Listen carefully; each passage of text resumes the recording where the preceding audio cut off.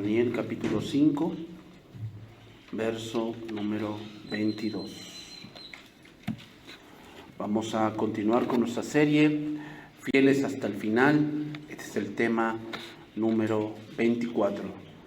Tema número 24 de esta serie. Y vamos a ir viendo 2 o 3 partes de este tema. Hallado falto. ¿Okay? Hallado falto, parte número 1. Vamos a estar viendo algunas cosas de que Dios, hermanos, recuerden que Dios pesa el corazón. Dios pesa el corazón. O sea, antes de que todas las cosas que tú hagas, y está bien que a veces hacemos cosas, pero Dios sí ve la intención por las cuales las haces. O sea, aquí no es de que simplemente hago cosas y a ver qué sale. No, Dios sí está viendo tu intención y Dios sabe a dónde vas. Por eso, hermanos, a veces oramos cosas, pero dice la palabra que Dios sabe bien lo que estamos pidiendo. O sea, muchas veces podemos orar una cosa y desear otra. Y Dios sí está viendo ese deseo que tú tienes. Y muchos por eso Dios no les contesta, porque están pidiendo mal. Van pidiendo mal, ¿no? Y bueno, vamos a leer y vamos a ver esta primera parte de esta lección que Dios nos va a estar hablando a través de su palabra. Daniel 5:22 dice ahí: y tú, su hijo Belsasar, no has humillado tu corazón sabiendo todo esto, sino que contra el Señor del cielo te has ensoberbecido e hiciste traer delante de ti los vasos de su casa, tú y tus grandes, tus mujeres y tus concubinas. Bebisteis vino en ellos. Además de esto diste alabanza a dioses de plata y oro, de bronce, de hierro, de madera y de piedra, que ni ven, ni oyen, ni saben. Y al Dios en cuya mano está tu vida y cuyos son todos tus caminos, nunca honraste. Entonces de tu presencia fue enviada la mano que trazó esta escritura, y la escritura que trazó es esta: Mene, Mene, Tekel, Uparsin. Esta es la interpretación del asunto. Mene, contó Dios tu reino y le ha puesto fin. Tekel, pesado has sido en balanza y fuiste hallado falto. Pérez, tu reino ha sido roto y dado a los medos y a los persas. Entonces mandó Belsasar vestir a Daniel de púrpura y poner en su cuello un collar de oro y proclamar que él era el tercer señor del reino. La misma noche fue muerto Belsasar, rey de los caldeos, y Darío de Media tomó el reino siendo de 62 años. Bien, continuamos con esta historia, hermanos, donde vemos el fin del imperio babilónico, producto del orgullo, el egocentrismo y la falta de razonamiento de las cosas que Dios permite en nuestras vidas. Retomamos la historia. Belsasar, uno de los descendientes de Nabucodonosor, hizo una gran fiesta y era un gran bebedor de vino. Y en ese ínter de borrachera y valor, dijo que trajesen los vasos del templo. En ese ínter, ¿verdad? Y entonces, en esa gran burla, en ese gran exceso, viene el juicio de Dios para estas personas. Lo podemos ver versículos más atrás. Daniel capítulo 5, verso número 4. Bebieron vino y alabaron a los dioses de oro y de plata, de bronce y de hierro y de madera y de piedra. En aquella misma hora aparecieron los dedos de una mano de hombre que escribía delante del candelero. Sobre lo encalado de la pared del palacio real, y el rey veía la mano que escribía.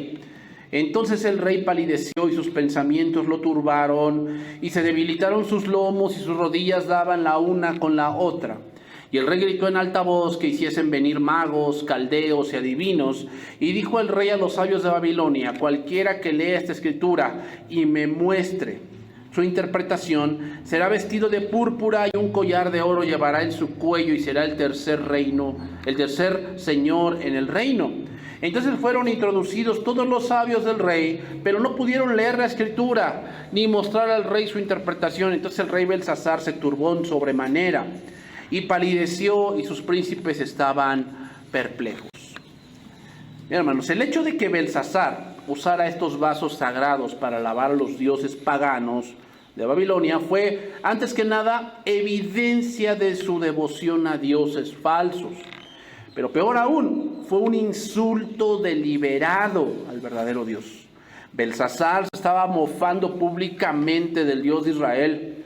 Este Dios que afirmaba que era el único, pero que aparentemente había sido incapaz de evitar que su pueblo fuese derrotado en batalla y subyugado, así como tampoco que su templo fuese saqueado y destruido, ¿verdad?, por los ejércitos babilónicos. Belsasar intencionalmente olvidó que Dios había obrado repetidos milagros con su abuelo Nabucodonosor y que estaban todos escritos en la historia, pero él los ignoraba. Esto nos hace recordar, hermanos, una historia parecida, pero con el pueblo de Dios, y que muchas veces caemos en esos errores. Hermanos, el hecho de que Dios permita ciertas cosas como una derrota, como ciertas capturas que muchas veces se nombran en las Escrituras, eso no quiere decir que Jehová no siga siendo Dios. Y vamos a verlo en esta historia. Primer libro de Samuel, capítulo 4.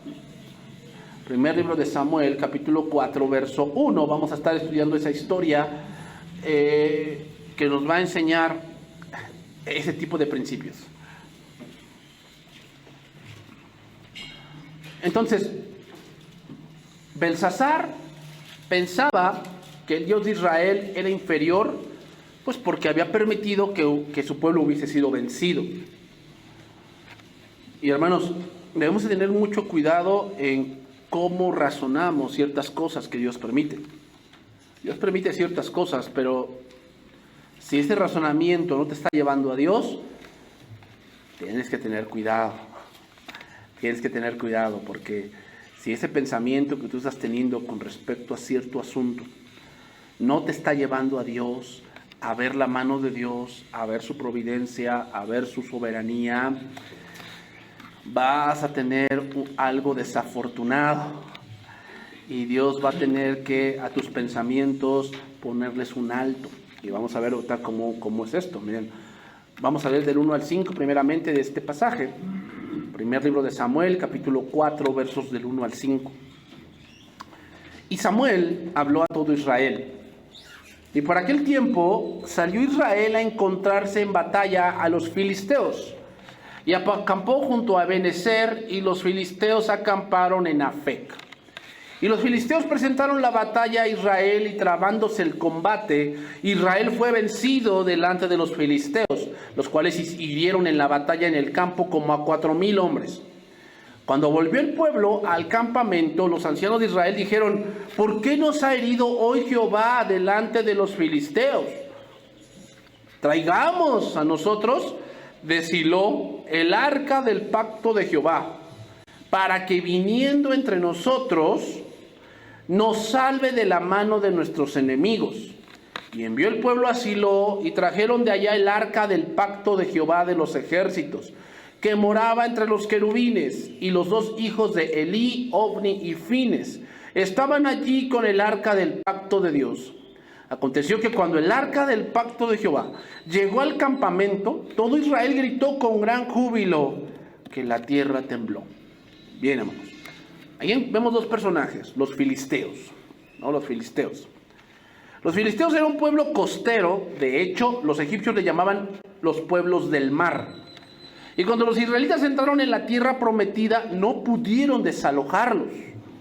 La Biblia menciona a los filisteos 286 veces.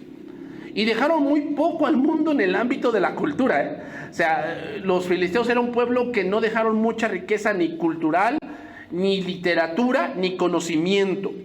Tanto es así que la palabra filisteo se ha convertido en sinónimo, fíjense bien, y grábense bien esto porque lo vamos a estar repitiendo mucho. La palabra filisteo se ha convertido en sinónimo de ignorante, inculto o cerrado de mente. Ignorante, inculto o cerrado de mente. De hecho, el nombre Palestina, que hoy dicen en Palestina, es un nombre que le dieron los romanos a aquella tierra con la finalidad de desaparecer la memoria de Israel. O sea, no siempre se llamó Palestina. Ese nombre se los dieron los romanos cuando conquistaron con la finalidad de desaparecer la memoria de Israel, lo cual pues no se logró, ¿verdad? Los filisteos fueron doblegados por David. David fue el verdugo de los filisteos. Y aquí vamos a entrar en algunos puntos importantes. David fue un hombre que se caracterizó por dos cosas. Número uno, la consagración. Y número dos, la comunión con Dios. Entonces podemos decir que un filisteo o los filisteos son el símbolo de una vida sin consagración y una vida sin comunión con Dios. Pues cuando le decimos, no es que a mí me gusta ser del mundo, y te decimos, ¿te gusta ser filisteo? O sea, es una persona que no está consagrada, que no tiene comunión con Dios, y es un necio, o es un ignorante, cerrado de mente e inculto, ¿no? Con respecto a Dios. Podemos decir entonces que los filisteos en tu vida son aquellos pensamientos, son aquellas conductas y son aquellos caminos que surgen en tu vida por falta de consagración. ¿Sabes qué es consagración? Apartarte. De que no te apartas del mundo, sino que sigues en el mundo, en el sentido de que es más el mundo tu tesoro, te alimentas más del mundo, no buscas de Dios, no buscas la palabra, estás más inmiscuido en las cosas del mundo, ve los pensamientos que ya tienes. Todo van enfocando a lo que el mundo busca siempre. Debido a esto, ve la conducta que ya tienes. Una conducta que solamente busca las cosas del mundo. O sea, ve, tú pareces un filisteo cuando tu consagración y tu comunión no está activa. Eres ignorante de la voluntad de Dios, eres un inculto en cuanto a las cosas de Dios, eres un cerrado de mente en el sentido de que ya no entiendes qué es lo que Dios quiere para tu vida como su hijo. Son aquellas conductas que no quieres dejar. Generalmente, los gigantes eran de este pueblo. Goliat era de los filisteos. Y no solamente Goliat, hubo más gigantes que David venció y que sus guerreros vencieron. Los gigantes entonces solamente se pueden vencer por medio de la fe. Y muchos hoy están luchando con gigantes en sus pensamientos, en sus sentimientos, pero esto ocurre por falta de consagración. Porque siguen amando este mundo y no pueden vencer. Tal vez el gigante que estás luchando es tu familia y no puedes vencer porque amas más tu familia que lo que Dios dice. Yo no digo que no ames tu familia. ¿Está bien? Pero no puedes amar más a tu familia que a Dios. Si no, no vas a poder vencer. Los filisteos te van a vencer por falta de consagración. Saúl y Sansón son los ejemplos claros de personas que no se consagraron y fueron presa de este pueblo. Saúl y Sansón fueron presa de este pueblo, de los filisteos. Hombres que se guiaron por sus sentimientos, su poco discernimiento y su clara falta de comunión con Dios hizo que estos dos hombres perecieran a manos de los filisteos. O sea, recuerda esto, hermanos, recuerda esto. Los filisteos o el filisteo, la filistea del mundo no quiere tu bien. ¿Qué le hicieron a Sansón? Le sacaron los ojos. Eso es lo que va a hacer el filisteo o la filistea contigo. Te va a hacer que seas ciego espiritualmente, ya no ves claramente lo que Dios quiere para tu vida, por falta de consagración y falta de comunión. Y bueno, ahí estaba Israel, ¿no? Que en ese momento no estaba tan consagrado como se debería. El sacerdocio estaba contaminado, con hombres que eran perversos, un sumo sacerdote ciego, gordo, sin discernimiento, que era Elí. Ahí estaba surgiendo apenas Samuel, pero Samuel en ese momento tenía como 13 años, 12 años, 10 años, no estaba todavía en un punto de guiar al pueblo. En ese momento el sumo sacerdote era Elí y sus dos hijos, Ofni y Fines, los cuales eran hombres perversos, dice la palabra de Dios, que abusaban de las mujeres, abusaban de los sacrificios y que no les importaba a Dios. Y hermanos, cuando te hace falta comunión con Dios, empiezas a pensar que hay fórmulas mágicas para atraer la bendición. Cuando te falta comunión con Dios, empiezas a creer que hay fórmulas mágicas, ¿no? Fórmulas como que la oración del dinero, la oración de la salud. Eso no existe, hermanos. Eso no existe. No sé de dónde lo sacaron, pero no existe. ¿Por qué? Porque eso agrede la soberanía de Dios y la providencia de Dios. Tú no puedes obligar a Dios a que te sane. Tú no puedes. Que Dios es soberano. Y Dios sabe a quién sana y Dios sabe a quién enferma. Y en las dos cosas hay bendición de Dios. Y pues el pueblo pensó que esto se podía lograr trayendo el arca a la batalla. Como falta de comunión con Dios, empiezan a pensar que debe haber alguna fórmula mágica para que yo atraiga la bendición de Dios, ¿no? El primer combate de esta ofensiva filistea a la que hace referencia el pasaje tuvo lugar cercano a lo que hoy es la ciudad moderna de Tel Aviv, ¿no?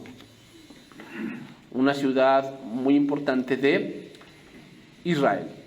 Y dejó un saldo de 4,000 muertos entre las filas de Israel. Entonces los ancianos trataban de hallar una causa al desastre. Y se preguntaban, ¿por qué nos ha herido Jehová delante de los filisteos? La pregunta era lógica, pero la respuesta con que se contentaron era bien superficial, ¿no? Ni siquiera pensaron en todo lo que podía haber dentro de ellos y terminaron culpando a Dios. Eso es lo que pasa cuando tienes falta de comunión. Dios tiene la culpa. O sea, tú no, Dios.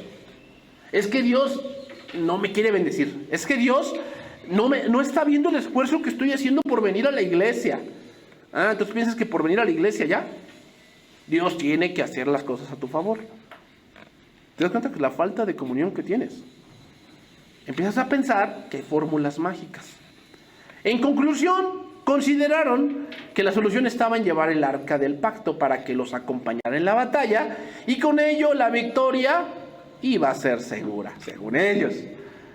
Ciertamente, hermanos, durante el tiempo que anduvieron en el desierto, el arca fue llevada al frente del pueblo para darle seguridad de la presencia protectora, con la presencia protectora de Jehová. Pero Dios no les había mandado que la llevaran a la batalla, ni Él les había hecho ninguna promesa con respecto a ese punto. Eso ellos lo inventaron. Dios jamás les dijo, y cuando vayas a la batalla llevarás el arca. Jamás les dijo. Ellos lo inventaron. El arca era símbolo de la presencia de Dios justo y santo en medio de su pueblo, y por ello lo más preciado y más sagrado de las posesiones de Israel. Pero no era ni un amuleto de la buena suerte, ni un arma secreta para triunfar en la guerra. Así que, hermano, no, aunque tengas un rosario en tu casa, y aunque bien en la entrada tengas el Salmo 91, y en la parte trasera tengas el Salmo 23, eso no asegura que tengas bendición. Grábatelo bien. No. Ni va a asegurar que tu negocio, nada más porque tengas ahí el Salmo de la abundancia, por eso va a llegar más gente a tu negocio. Pues nada más cambias a San Juan Caballero por el Salmo de la abundancia, pero estás igual de mal. No, hermanos. No estoy diciendo que no pegues un versículo en tu casa. No estoy diciendo eso, hermanos. Pero no creas que eso asegura que ya, aquí no entra el malo. Aquí no entra la maldad. ¿No? Como ese pensamiento de que aquí no entra el diablo. En la iglesia no puede entrar el diablo. Por favor, hermanos. O sea, a ver, ¿dónde piensas que estaría el diablo? ¿Allá con los suyos? No. Está aquí hablándote de que no, pues acuérdate que al rato hay que ir a tal cosa. Acuérdate que que al rato hay que comprar tal cosa. Y en vez de que tu pensamiento, tu corazón esté aquí, él te está distrayendo. Él te hace pensar que hay muchas cosas que la palabra dice que no son verdad. No, no es cierto. Es que, pues claro, como Él no está enfermo, por eso dice eso. Pero ya lo vería si estuviera enfermo. Versículo 4 dice: y envió el pueblo a Silo y trajeron de allá el arca del pacto de Jehová de los ejércitos, que moraba entre los querubines. Y los dos hijos de Elí, Ofni y Fines, estaban allí con el arca del pacto de Dios. Ofni y Fines, los sacerdotes. Y bueno, tal es el sacerdote, tal es el pueblo, ¿verdad? Eran la muestra clara de lo que Israel era delante de Dios. Un pueblo que despreciaba a Dios, que no vivía para Dios, que se había olvidado de los mandamientos de Dios y querían la victoria en la batalla. Contra aquellos que eran demasiado parecidos a ellos, ¿no? Ignorantes, incultos y cerrados de la mente. No hay nada peor, hermanos. Fíjate, no hay nada peor que un filisteo te diga que estás mal. O sea, todavía no puedes esperar de que a lo mejor yo te diga que el camino que estás tomando está mal. Pero cuando ya te lo dice un incrédulo, ten cuidado. Ahora ya un mismo incrédulo te dice: oye, estás tronado de la cabeza, ¿o qué pasa, no? ¿Cómo vas a tomar esa decisión? O sea, uno que no conoce a Dios te lo dice. Eso ya es grave. Entonces sigue diciendo, versículo 5. Aconteció que cuando el arca del pacto de Jehová llegó al campamento, todo Israel gritó con gran júbilo, que la tierra tembló. Cuando los filisteos oyeron la voz de júbilo, dijeron: ¿qué voz de gran júbilo es esta en el campamento de los hebreos? O sea, a ver, acaban de perder, les acabamos de matar a 4,000 gentes y ahora gritan de júbilo. Y supieron que el arca de Jehová había traída al campamento, y los filisteos tuvieron miedo. Porque decían: ha venido Dios al campamento, y dijeron: ay de nosotros, pues antes de ahora no fue así. O sea que, fíjate cómo era el pensamiento de los filisteos. Dios no estaba antes, ahora sí está. Ahora sí está. Antes no estaba, ahora sí está. Así se comporta uno que no conoce a Dios, ¿no? Que piensa que solamente Dios está en la iglesia.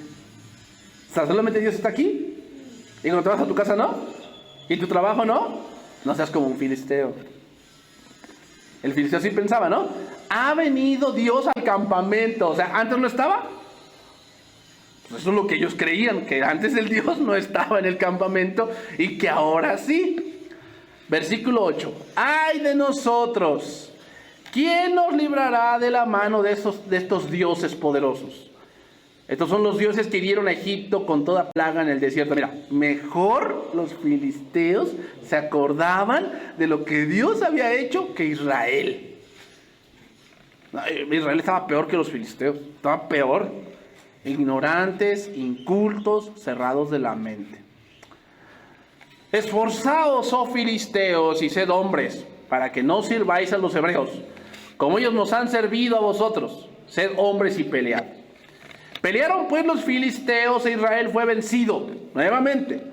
Y huyeron cada cual a sus tiendas, y fue hecha muy grande mortandad, pues cayeron a Israel 30,000 hombres de a pie. Y el arca de Dios fue tomada, y muertos los dos hijos de Elí, Ofni y Fines. Pregunta: ¿cuál era la razón de haber perdido? ¿Cuál era la razón? Ahí ya nos dimos cuenta que no era porque el arca no estaba. Y no es porque no tengas pensamientos positivos. No, es que como yo tengo pensamientos negativos, atraigo la negatividad. Por favor, o sea, ¿tú piensas que así funcionan las cosas? No, entonces cuando tú estás como Pedro. No, mi Señor, en ninguna manera esto te acontezca, ¿va? Cuando Jesús les dijo: es necesario que vaya yo a Jerusalén y sea muerto y sea rechazado por los fariseos y sea muerto y al tercer día resucite. ¿Y qué le dijo Pedro? No, mi Señor, o sea, no hables cosas negativas. Estás atrayendo sobre ti la negatividad. ¿Y qué le dijo el Señor? Apártate de mí, Satanás, porque no pones la mira en las cosas del cielo, sino en las de la... Eso es lo que yo te diría. Deja de estar pensando esas tonterías. Deja de estar poniendo la vista en las cosas de la tierra. A veces sí, la enfermedad va a venir. A veces sí, una estrechez económica va a venir. Sí. Jamás Dios ha prometido que no. ¿Sí? ¿Quién te dijo esa mentira que no?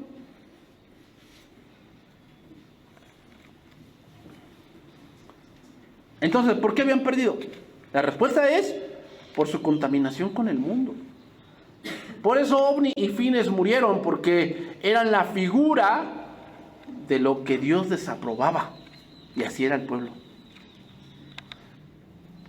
Figura de que la comunión con Dios del mundo, del pueblo, estaba así, muerta. Muerta totalmente. Y Dios permite que capturen el arca, pero con un propósito, que después miraremos. Pero hermanos, el hecho de que Dios permita que pierdas por tu falta de consagración y tu falta de comunión, no quiere decir que Jehová dejó de ser Dios.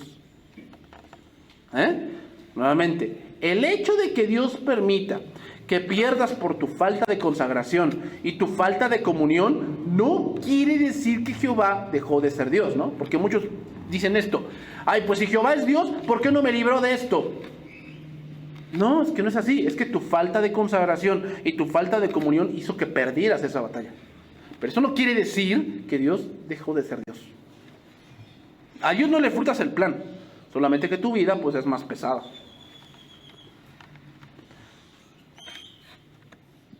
Entonces, dejar bien en claro, hermanos, no importa lo que tú creas, se trata de la gloria de Dios. Y lo vemos, lo confirma el pasaje. Sigue siendo versículo 16 del primer libro de Samuel 4. Dijo pues aquel hombre a Elí: yo vengo de la batalla, he escapado hoy del combate. Y Elí dijo: ¿qué ha acontecido, hijo mío? El mensajero respondió diciendo: Israel huyó de delante de los filisteos, y también fue hecha gran mortandad en el pueblo, y también tus 2 hijos, Ofni y Fines, fueron muertos, y el arca de Dios ha sido tomada. Y aconteció que cuando él hizo mención del arca de Dios, Elí cayó hacia atrás de la silla del lado de la puerta y se desnucó y murió, porque era hombre viejo y pesado. Y había juzgado a Israel 40 años. Y su nuera, la mujer de Fines, que estaba encinta, cercana al alumbramiento, oyendo el rumor de que el arca de Dios había sido tomada y muerto su suegro y su marido, se inclinó y dio a luz, porque le sobrevinieron sus dolores de repente. Y al tiempo que moría, le decían las que estaban junto a ella: no tengas temor, porque has dado a luz un hijo. Mas ella no respondió ni se dio por entendida. Y llamó al niño Icabod, diciendo: traspasada es la gloria de Israel por haber sido tomada el arca de Dios y por la muerte de su suegro y de su marido. Dijo pues: traspasada es la gloria de Israel porque ha sido tomada el arca de Dios. Icabod, hermanos. Israel había olvidado que su victoria dependía de Dios, no de las cosas externas. Lo habían olvidado, que si Dios le daba la victoria era para gloria de Dios, no para gloria de ellos. Y ellos querían vencer a su manera. No se daban cuenta que se parecían tanto a los filisteos, pero en israelita. A veces, hermanos, cuando queremos que Dios nos dé la victoria en nuestra manera, nos parecemos tanto a los del mundo. Tanto a los del mundo, nada más que en cristiano. Nos parecemos tanto a los del mundo con pensamientos tan absurdos, de querer vencer a la manera del mundo. ¿Verdad? Como el mundo así lo hace, pues yo también lo debo de hacer así, y así voy a vencer. ¿Y sabes qué vas a hacer? Vas a traspasar la gloria de Dios. Porque todo lo que tú tanto predicabas y lo que tú tanto creías, lo vas a pisotear por querer vencer de esa manera. ¿Por qué se traspasa la gloria de Israel?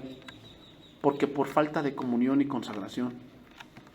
Si tú no te consagras a Dios, si tú no buscas de Dios, no te disipulas, no andas teniendo esa comunión con Dios en su palabra, estudiando la palabra diariamente, escuchando su palabra diariamente, vas a hacer cosas que van a traspasar la gloria de Dios, que van a ser para tu ruina. Eres cristiano, sí, pero eres un vaso de deshonra delante de Dios por no querer consagrarte.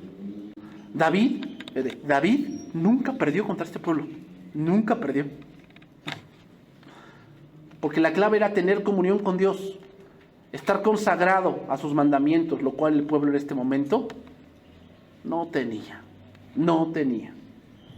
La clave para vencer a los filisteos, hermanos, es la consagración y la comunión con Dios. Esa es la clave. ¿Quieres vencer? Conságrate a Dios, busca de Dios. David nunca perdió contra este pueblo. Es más, los exterminó por completo. Seguimos ahí. Primer libro de Samuel, capítulo 5. Versículo 1. Primer libro de Samuel, capítulo 5, verso 1. Dios permite que el arca sea llevada, sea capturada, pero con un propósito. ¿Cuál es ese propósito? Mostrarles que el Dios de Israel no depende de las alabanzas de Israel. O sea, hoy en día el pensamiento del hombre es este: esos dioses existen porque yo los adoro. Si yo dejara de adorar a esos dioses desaparecerían. Y vemos ciertas películas, ¿no?, donde los dioses se debilitan, de que los hombres ya no creen en ellos. Entonces, como que se están debilitando, se están muriendo, de que ya los hombres ya no les ofrecen sacrificios, y ya no oran, y ya no creen en ellos. Dios no es así. Por eso se llama Dios, el que siempre ha existido. Entonces, dice ahí versículo 1 del primer libro de Samuel 5. Cuando los filisteos capturaron el arca de Dios, la llevaron desde Benecer a Asdod. Y tomaron a los filisteos el arca de Dios y la metieron en la casa de Dagón. Y la pusieron junto a Dagón. Y cuando el siguiente día los de Asdod se levantaron de mañana, he aquí Dagón postrado en tierra delante del arca de Jehová, y tomaron a Dagón y lo volvieron a su lugar. Desbordantes de orgullo, los filisteos llevaron el arca del pacto a Asdod, una de las 5 ciudades principales de los filisteos, y la pusieron junto a Dagón en el templo dedicado a honor a ese dios. Actuando así, pareciera que querían demostrar la superioridad de Dagón sobre Jehová, lo mismo que hizo Belsasar. Es poco lo que sabemos acerca de Dagón, hermanos, pero Dagón era un dios mitad pez, mitad hombre. Ese era Dagón. A Dagón se le llamaba el padre de Baal. Lo vemos mucho en las escrituras. En la primera mañana, los filisteos encontraron a su ídolo postrado en el suelo delante del arca, casi en actitud de piadosa sumisión ante el Dios de Israel.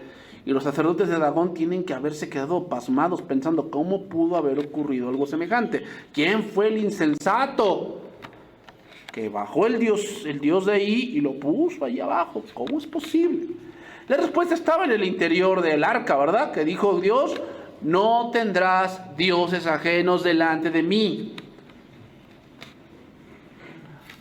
Dios no compartirá con nada ni con nadie su gloria, porque Él ha dicho: yo Jehová, este es mi nombre, y a ningún otro daré mi gloria, ni a los ídolos mi alabanza. ¿Sí? El hecho de que hubiera dejado Dios que su pueblo perdiera y que el arca fuese capturada, no quiere decir por eso que Dios no, o que Jehová no era Dios. Muchas veces el hecho de que un cristiano esté derrotado por su falta de comunión y su falta de consagración, no quiere decir por eso que la palabra no sea viva y veraz.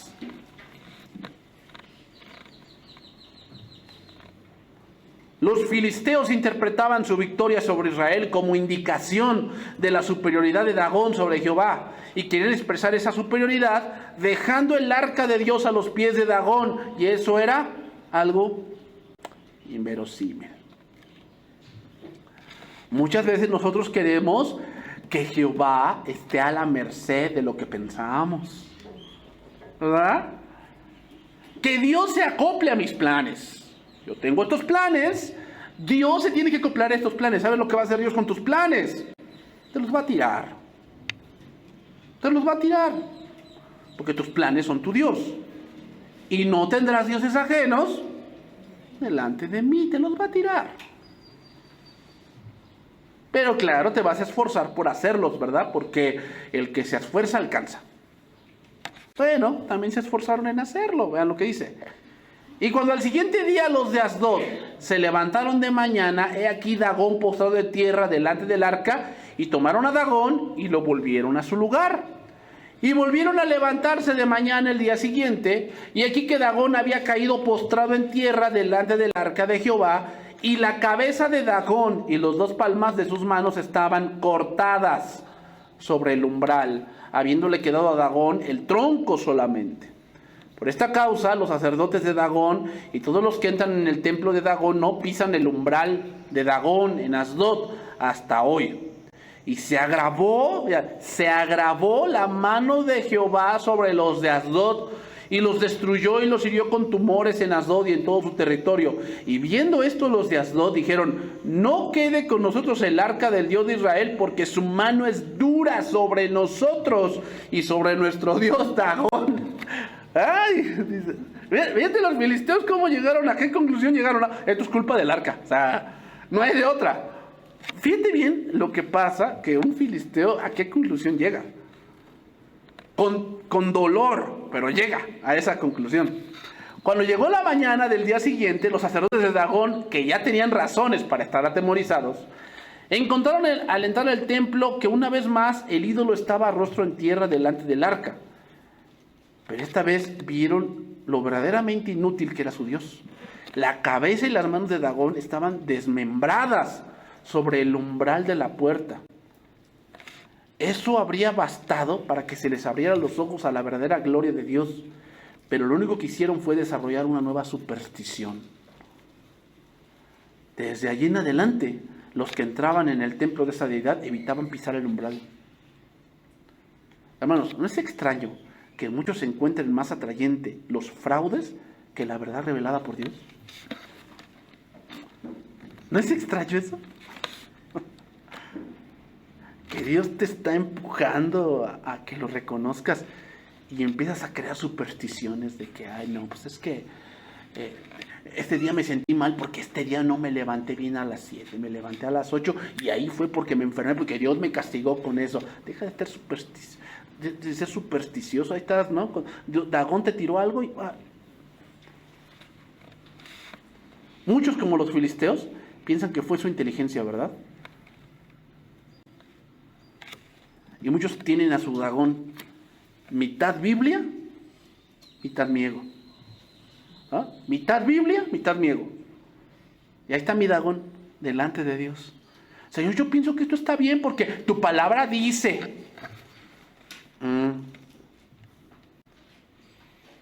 Y piensan que así van a obtener la victoria, porque tienen una mitad verdad, ¿no? Para después llegar contra Dios y decirle: mira Dios, yo lo hice y no necesité de la iglesia. Y que la oración, y que la consagración, y que la comunión, y que el discipulado. No, mira, yo obtuve la victoria. ¿Sabes qué va a hacer Dios? Va a hacer como que seas como un filisteo, ignorante, inculto y cerrado de la mente. Los filisteos pensaron que Dios tenía que someterse a su pensamiento. ¿Cuántos hoy no están pensando de esa manera? Cuando llegan con Dios y le dicen: mira Dios, ve mi decisión. No es ¿qué decisión tomo? Es: ya tomé la decisión, a ver qué te parece lo que ya decidí. Y saber lo que Dios va a hacer. A muchos les va a tirar su ídolo. Y no solamente digo que a lo mejor te puede evitar que lo hagas. Tal vez Dios lo permite que pase, que lo hagas. Pero en ese inter de hacerlo, ¿qué hizo Dios con Dagón? Primero le cortó la cabeza. Significa, te va a hacer ver que no era lo que pensabas. ¿No? Sí, porque cuando tienes tu plan, pues tú piensas: le hago así, le hago asá, le hago acá, y todo sale bien. Y estás en medio de todo lo que estás planeando, ¿y qué crees? No es como pensabas. Ya Dios te cortó la cabeza, ¿verdad? Porque pues ya, No es lo que pensabas. Es que yo pensaba que era así. Pero Dios no me bendijo, o sea, Dios no me ayuda. Pues era tu plan, no era de Él, era tu plan. ¿El que también le cortó a Dagón? Las manos. Significa, te faltan las fuerzas. Porque para hacer tu plan requieres fuerza, requieres vigor. ¿Qué crees que va a hacer Dios? Ya no tienes ganas. Se te van las ganas de hacer las cosas. Ya no quieres. Tú tienes tu plan, andabas bien alzadito, bien animoso, ¿verdad? De hacerlo. Cuando estás en medio de eso y te das cuenta de que no es lo que pensabas, las fuerzas te empiezan a faltar. Ya no quieres trabajar, ya no quieres asistir, ya te quieres regresar, ya no quieres hacer las cosas. ¿Te das cuenta cómo Dios hace las cosas?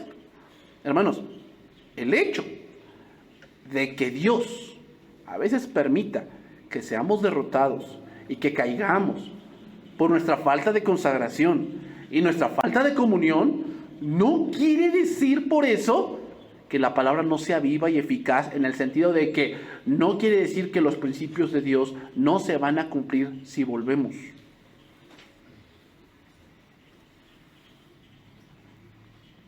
El hecho de que seas derrotado o seamos a veces derrotados es para que nosotros volvamos a los principios bíblicos, no para que vayamos al templo de Dagón y hagamos una superstición.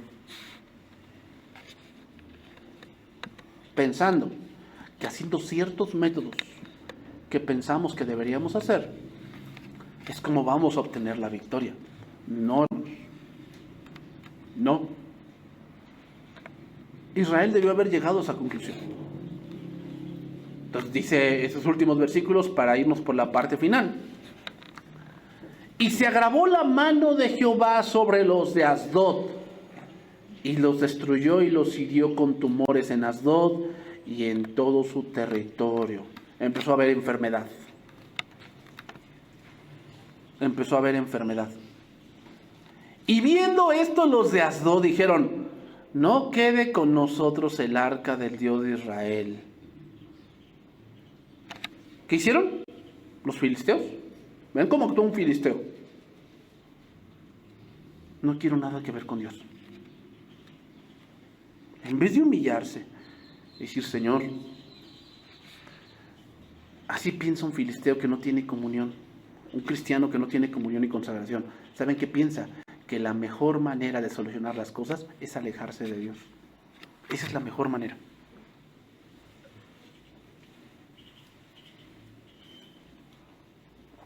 ¿Cuántos hoy en día ya no vienen a la iglesia?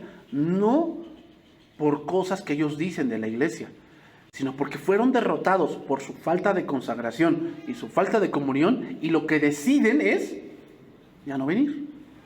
Como vil filisteo, ¿no? No quede con nosotros el arca, porque su mano es dura.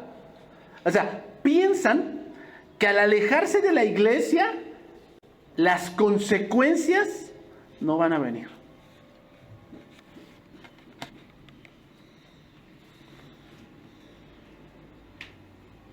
No van a venir. He escuchado personas que dicen: no, es que yo por eso no me discipulo. ¿Por qué? Porque entre más sabes, más se te pide. Entonces yo no quiero que se me pida mucho. Entonces por eso yo ya no estudio la Biblia, por eso, para que no se me pida mucho. Pero la Biblia dice que aún lo que tienes te será quitado. Eso es más grave, ¿eh? No querer conocer a Dios.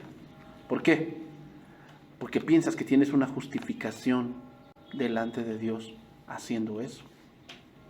Eso es de un filisteo que es ignorante, inculto y cerrado de mente. Y como les dije, hermano, los filisteos no dejaron nada cultural, nada literario. O sea, era un pueblo, hermanos, que no tenía avance tecnológico. ¿Por qué? Era un pueblo que no tenía a Dios. Hermanos, cuando tú no tienes a Dios en tu vida, no tienes consagración, no tienes comunión, no avanzas en tu vida espiritual. No avanzas y no avanzas, no avanzas. No importa dónde te encuentres, porque no es el lugar, es tu corazón. Tú puedes tener el mejor maestro. Pregúntale a Judas. Él tuvo el mejor maestro. Él tuvo al hombre perfecto. Y aún así, ¿qué? Lo negó.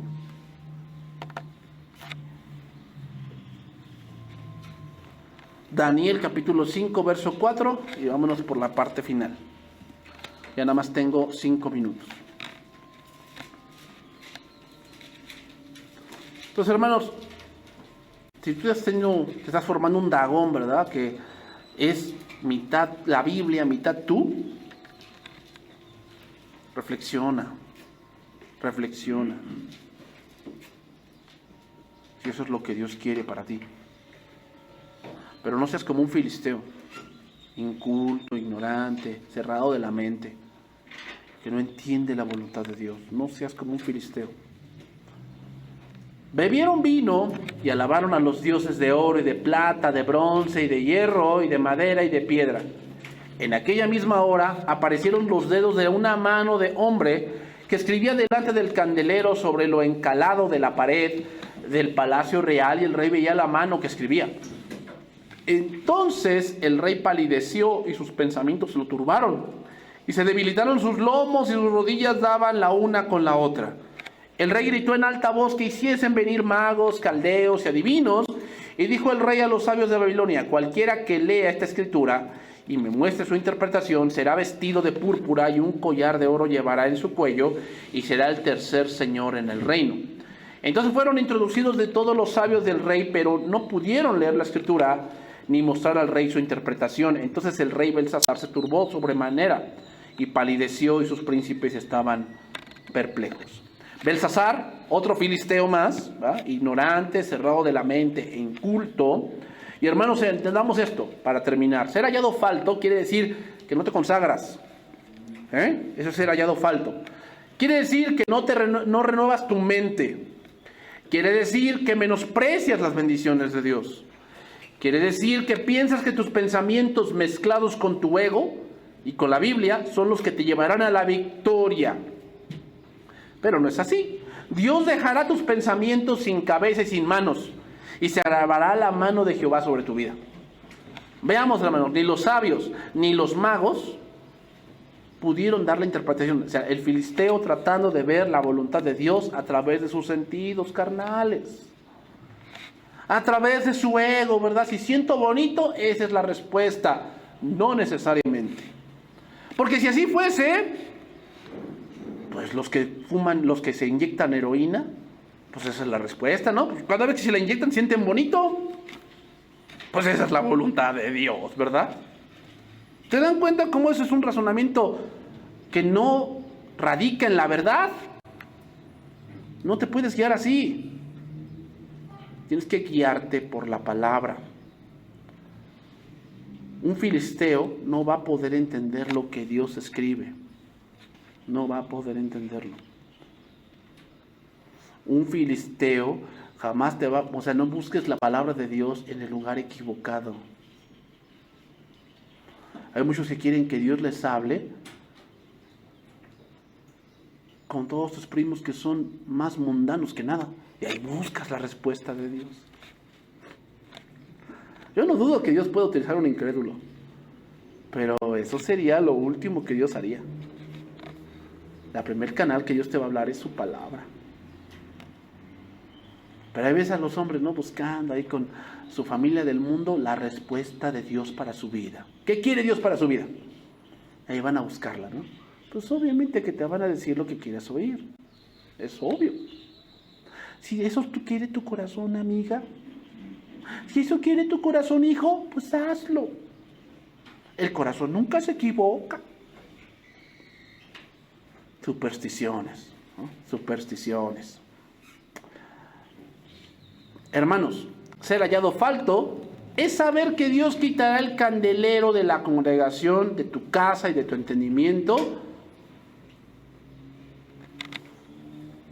por tu falta de consagración. Por tu falta de consagración y tu falta de comunión. Hay que renovar la mente, hermanos. Hay que renovar la mente. ¿Cómo? Estudiando la palabra de Dios. Dale tiempo a Dios. Dale tiempo a Dios. Ustedes saben que la guerra espiritual está. La guerra espiritual es de todos los días. Allá afuera hay filisteos que buscan humillarte y traspasar la gloria de Dios. ¿Cómo? Viéndote caído.